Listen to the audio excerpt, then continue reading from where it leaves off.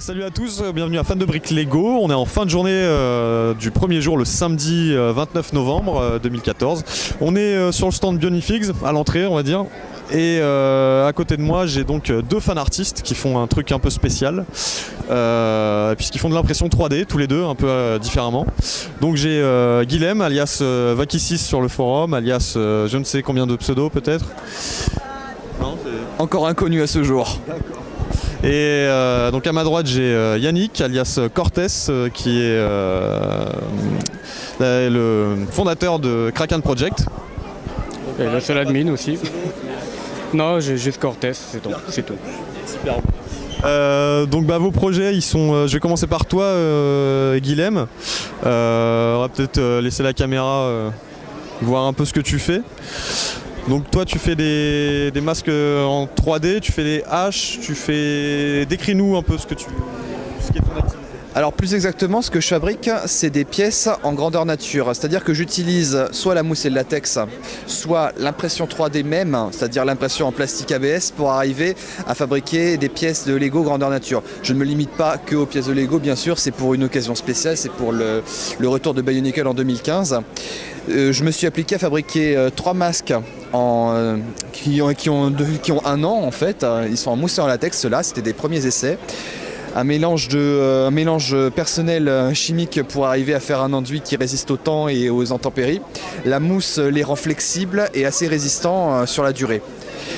Combien de temps ça t'a pris pour savoir quels paramètres tu devais ajuster sur la mousse J'avais déjà fait des tests sur des armures complètes, notamment une Iron Man. Et j'avais déjà testé le papercraft, c'est-à-dire le montage comme un puzzle en 3D en mousse. Enfin en papier à la base, et j'ai essayé en mousse et la technique est assez voisine en fait. Donc là par exemple tu pars d'une pièce de figurine qu'on connaît bien nous, chez Bionifigs. Alors, on part d'abord d'une petite pièce qu'on veut reproduire en grandeur nature. Il faut d'abord avoir le modèle en 3 dimensions, c'est-à-dire que partir de quelque chose de préexistant. C'est toi qui modélise? Non, ce n'est pas moi qui modélise. Soit je pars du principe qu'il existe un modèle préexistant sur internet et je le prends et je le modifie à mes besoins. Soit je modélise, mais n'ayant pas de formation adaptée pour ça, je reste dans la simplicité. Ou alors je fais appel à des types plus doués que moi comme Cortez. D'accord. Et t'en trouves pas mal des types comme ça qui peuvent te filer un coup de main ou c'est rare? Non, il n'y a que Cortez. D'accord, bah ça tombe bien, on ira vers lui juste après. Donc tu fais pas que sur l'univers Bionicle comme tu l'as dit, c'est même assez récent finalement. Toi donc on peut montrer Iron Foam, je sais pas si tu verras à la caméra. C'est un atelier, c'est ça? Enfin c'est ton activité?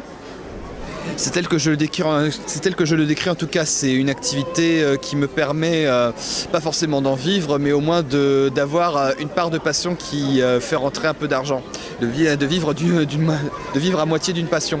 Je ne me limite pas à Lego, ce serait trop bête, je tourne dans les milieux cosplayers et donc je touche à tout ce qu'il peut y avoir de plus ou moins geek, c'est-à-dire les comics, les films, Marvel, DC. Et on le voit sur ton logo, tu t'es un peu imposé dans ce style-là avec des armures d'Iron Man qu'on voit pas mal tourner en France. Je pense que tu en as plusieurs qui sont tes petits bébés qui tournent sur différents salons des fois, non?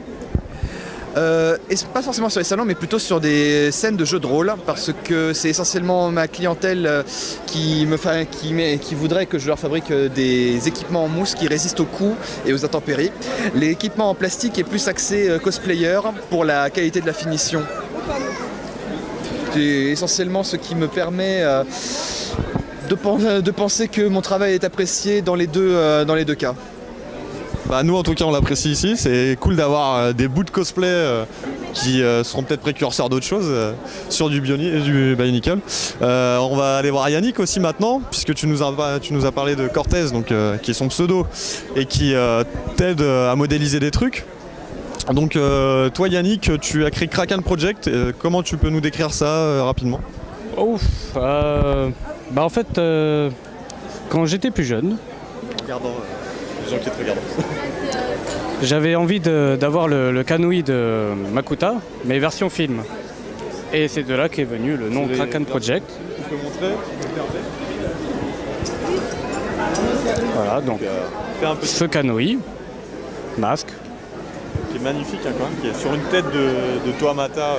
Réplique du film donc, unique. Qui est vraiment splendide. Et suite à ça, bah, je me suis dit, bon, bah, je vais en faire d'autres créations, comme le pendentif. Donc ça, c'est le symbole De Takanuva. De Takanuva en 2003. Le pendentif de Takanuva, qui représente donc Takanuva, en laiton plaqué or. Et je me lance aussi dans la traduction et la remasterisation de bandes dessinées, Bionicle. Et tu voulais montrer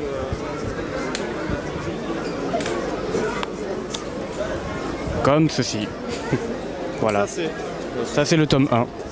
Ça c'est ta brochure en gros. Et dedans tu présentes, je suppose, pour le Kraken. Et à la fin, c'est ça, tu restaures les bandes dessinées en VF qu'on n'a pas connues beaucoup en France. Enfin les premières si, mais la suite serait intéressant de la voir. Et donc là tu exposes sur Bionifix pour la première fois que tu exposes ton projet. Ça fait quoi d'exposer ça fait bizarre. Ça fait bizarre, ça fait plaisir. Les gens sont intéressés. Les gens sont intéressés, il y a eu déjà 3 clients. Enfin 2 clients et 1 client potentiel. Et 2 anciens aussi. Donc il y a des fans qui passent et qui reconnaissent les vieilles têtes. Ouais, c'est super. Je t'en prends le micro juste vite fait. Tu as un site internet qui va te permettre de proposer ça à la communauté de fans, c'est-à-dire les Kraken version film, donc les masques de Makuta en 2003. Toi tu les mets en ligne en fait via la plateforme que tu utilises d'impression 3D et les gens peuvent commander via ton modèle. C'est génial. C'est génial, oui.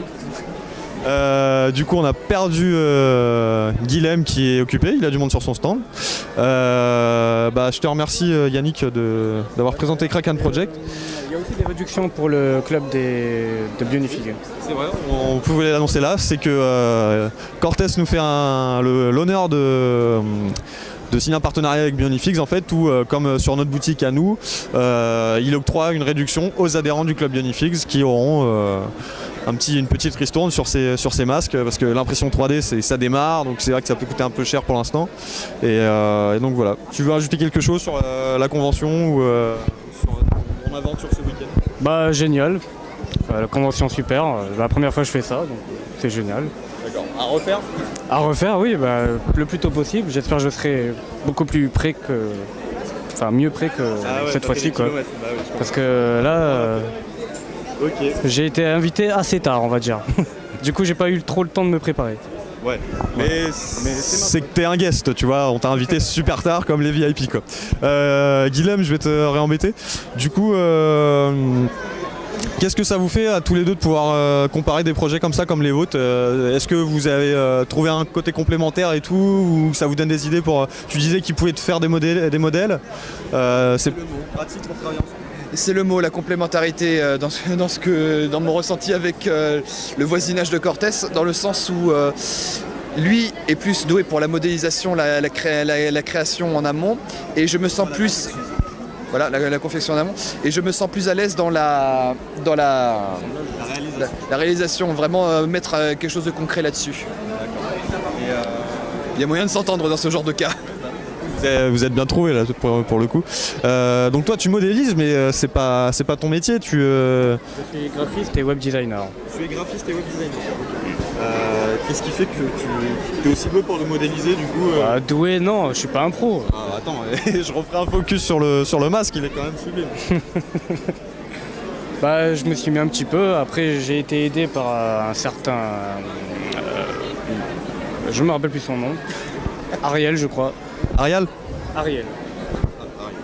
On a Ariel Lemon, il me semble. D'accord, en tout cas il a fait du beau boulot. Je l'ai payé pour aussi, mais on va dire que grâce à lui, on a pondu quelque chose de vraiment fiable. Là ça me permet de rebondir sur une question pour tous les deux, c'est que c'est quand même une passion coûteuse. Toi tu te fais aider, des fois il faut avoir une prestation. Ouais, tu te débrouilles maintenant, c'est bien. Toi Guilhem, pareil du coup, en matériel, en pièces, comment tu t'en sors pour l'impression, comment ça se passe? Est-ce que tu as des grosses dépenses derrière? Est-ce que tu passes par un prestataire ou Ah, c'est tout le problème d'une affaire qui démarre, entre guillemets, surtout que ça n'en est pas réellement une, c'est un à côté. Il faut toujours faire l'avance soi-même, hein. C'est un peu la difficulté, il faut savoir raison garder souvent. Il y a des milliers de projets en tête, hein. J'ai des dizaines de plans, peut-être même des centaines qui attendent dans mes dossiers. Des commandes, voilà, je mets l'accent à faire les commandes en priorité quand même. Tu vas crouler sous les commandes. C'est pas encore dit, mais en général il s'agit d'une avance, c'est-à-dire que ce que je fabrique sert de présentation, de proposition à ceux que ça intéresse. Bon, en réalité aujourd'hui je me suis retrouvé avec pas assez de cartes de visite. Pareil. Donc ça intéresse quand même pas mal, quoi. Les gars, je vous remercie, j'espère que vous êtes contents d'être là. Il reste une journée demain, je sais qu'on est tous crevés et qu'on n'en pourra plus, mais je suis super content qu'on vous ait eu sur la convention Bionifique. Ça change des contenus classiques, les mocs et compagnie qu'on adore, mais c'est bien d'avoir autre chose. Et là je pense que le côté, pas forcément fan art, parce qu'on a l'expo de Garak aussi qui est accentué dessin, mais de manière générale la confection en dehors des produits commerciaux et là on sent vraiment l'initiative des fans et je pense que c'est ça qui tape dans l'œil. Donc voilà, je vous remercie vraiment d'être venu. Si vous voulez rajouter. Mais merci surtout à toi parce que sans toi on serait pas là, hein. Merci à toi Eddy, bravo à Bionifix pour avoir tenu le choc pendant aussi longtemps. C'est grâce à nous tous qu'on a réussi à faire survivre Bionicle. Bionicle vivra.